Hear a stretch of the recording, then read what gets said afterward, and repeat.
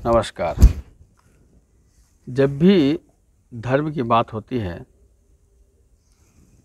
तो लोग धर्मनिरपेक्षता के आड़ में धर्म का मुंह बंद करने का कोशिश करते हैं। यह धर्मनिरपेक्षता के नाम पे बहुत बड़ा षड्यंत्र है। सच तो यह कि संविधान में की जो प्रस्तावना है उसमें पंथ निरपेक्ष शब्द का इस्तेमाल किया गया है। उसी पंथ निरपेक्षता को अभी लोग धर्मनिरपेक्षता का दलील देकर के जो धर्म है उसका मुंह बंद करने का कोशिश कर रहे हैं, जिसका दुष्परिणाम संविधान निर्माता बहुत ही सुलझे हुए समझदार व्यक्तित्व के धनी थे। इसलिए उन्होंने प्रस्तावना में पंथ निरपेक्ष शब्द का इस्तेमाल किया, क्योंकि पंथ निरपेक्ष और धर्मनिरपेक्ष में आसमान ज़मीन का फर्क है। लेकिन आज पंथ निरपेक्षता के आड़ में जो धार्मिक शिक्षा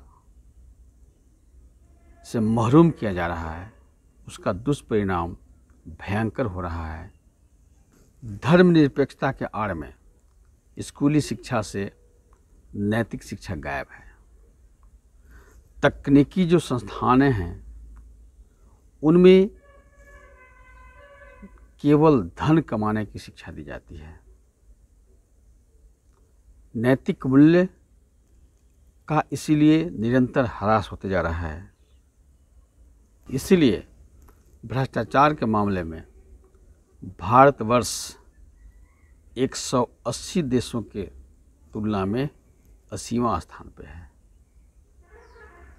सांसारिक भोगविलास में डुबोए रखने के लिए सुरा और सुंदरी का नग्न प्रदर्शन हो रहा है। भारत में राष्ट्रीय आपराधिक ब्यूरो के अनुसार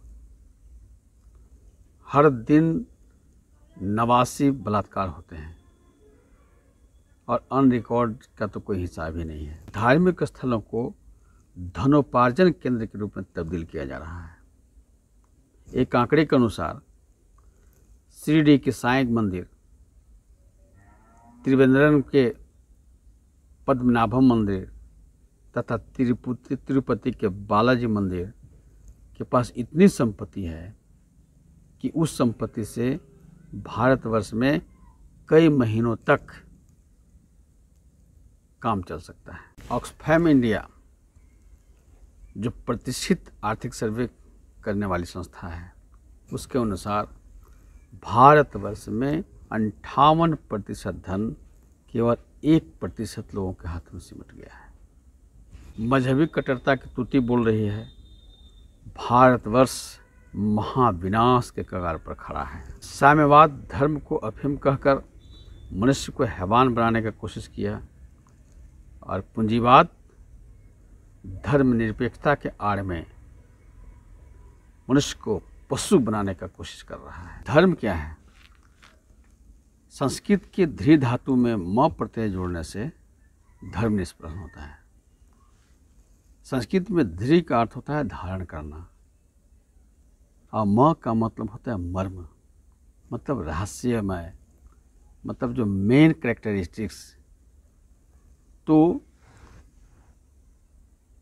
किसी वस्तु या किसी जीव का जो मुख्य गुण है, मेन कैरेक्टरिस्टिक्स है, जो मेन स्वभाव है, जो कभी परिवर्तन नहीं होता है, आजीवन वह स्वभाव बना हुआ रहता है, उसी को धर्म कहते हैं।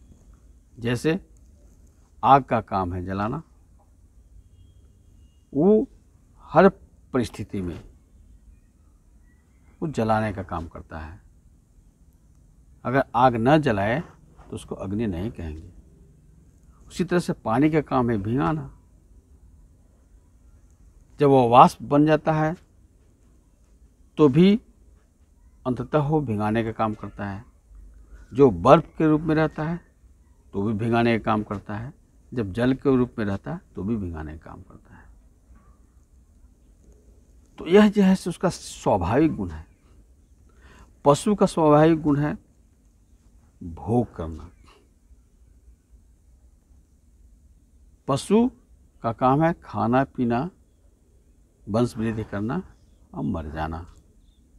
इसलिए आप देखते होंगे कि किसी भी पशु को अगर उसको 2 डंडा मार देते हैं और फिर उसको खाने के लिए देते हैं तो खा लेता है। उसी तरह से मनुष्य का भी एक स्वाभाविक गुण है जो अपरिवर्तनीय है, अनश्वर है। जन्म से लेकर मरण तक, यहाँ तक कि मरने के बाद भी वह गुण रहता है। वह जो गुण है उसे शास्त्र में कहा गया है बहुबृहद देशना मनुष्यानाम च धर्मः। मतलब बृहद की ऐसना, बृहद की मतलब बृहद की चाहत, मतलब अनंत की चाहत, सुखम अनंतम माने अनंत सुख की जो चाहत है, जो इच्छा है, वह कभी नहीं मरता है। वो जन्म से लेकर के मरण तक रहता है। यही उसका धर्म है, यही उसका स्वाभाविक गुण है। और इसी आनंद की अभिलाषा में मनुष्य सारा कर्म करता है, कुकर्म भी करता है, सुकर्म भी करता है। आनंद की प्राप्ति ही मानव धर्म है। मानव धर्म एक और अविभाज्य है। और इस मानव धर्म की प्राप्ति में जो सहयोग करने वाली संस्थाएं हैं, वही पंथ हैं, वही संप्रदाय हैं, वो मजहब हैं, वो धर्म नहीं है। मानव धर्म में प्रतिष्ठित होने के लिए वे मार्ग प्रशस्त करते हैं, मार्ग बताते हैं। लेकिन आजकल इन्हीं मजहबों को, इन्हीं संप्रदायों को, इन्हीं पंथों को लोग धर्म समझ बैठे हैं संविधान के मूल प्रस्तावना में। इसलिए पंथ निरपेक्ष शब्द का इस्तेमाल हुआ है। धर्म निरपेक्ष कोई हो ही नहीं सकता है। धर्म तो एक स्वाभाविक गुण है, उसके बिना अस्तित्व रह ही नहीं सकता है। तो फिर कैसे धर्मनिरपेक्ष कोई रह सकता है? भारतवर्ष धर्मनिरपेक्ष कैसे हो सकता है?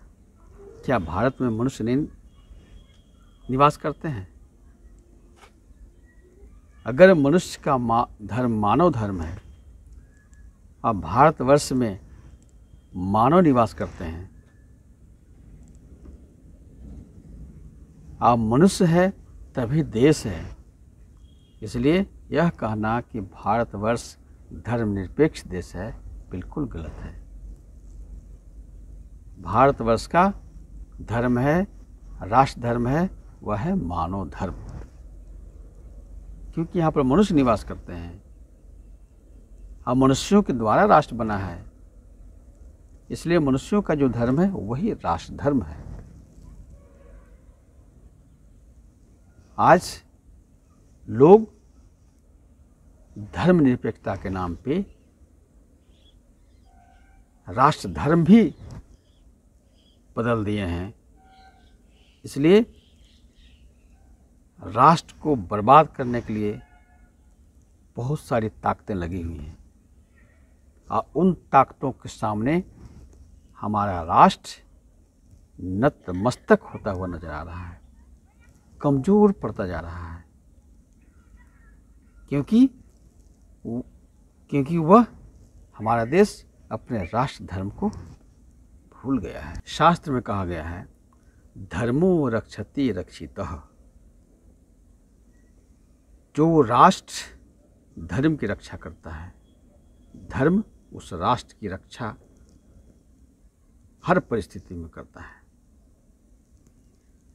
इसलिए भारतवर्ष को अपने राष्ट्र धर्म की रक्षा के लिए कटिबद्ध रहना चाहिए, कोई कंप्रोमाइज नहीं करना चाहिए। धर्मनिरपेक्षता के नाम पे जो आध्यात्मिक शिक्षा स्कूलों में, कॉलेजों में मिलनी चाहिए, मनुष्यों को मिलनी चाहिए, वो जो बंद कर दिया गया है उसको अविलंब जारी करना चाहिए। भारतवर्ष फिलहाल सांप्रदायिक राह पे चल रहा है, इसलिए तरह तरह समस्याओं की बेड़ियों में जकड़ते जा रहा है। शास्त्रों में कहा गया है, धर्मस्य सूक्ष्मा गति पापस्य कुटिला गति। जो धर्म की गति होती है वो सूक्ष्म होती है, आप पाप की गति कुटिल होती है, टेढ़ी मेढ़ी होती है, खतरनाक होती है, विनाशक होती है। अधर्म जो है सो किसी भी राष्ट्र को, किसी भी मनुष्य को सूक्ष्म शक्ति की ओर अग्रसर होने में सहायता करता है, और शक्ति जितना अधिक सूक्ष्म होती है उतना ही पावरफुल होता है, जितना ही क्रूड होता है उतना ही कमज़ोर होता है। भारत मानव धर्म के राह पे चलेगा तो अवश्य ही ब्रह्म कृपा होगी, देश धन धान्य से परिपूर्ण हो जाएगा, इस राष्ट्र में रहने वाले लोग आनंद लाभ करेंगे, भारत फिर से खोया हुआ सम्मान प्राप्त करेगा और विश्व गुरु अवश्य ही बनेगा। नमस्कार।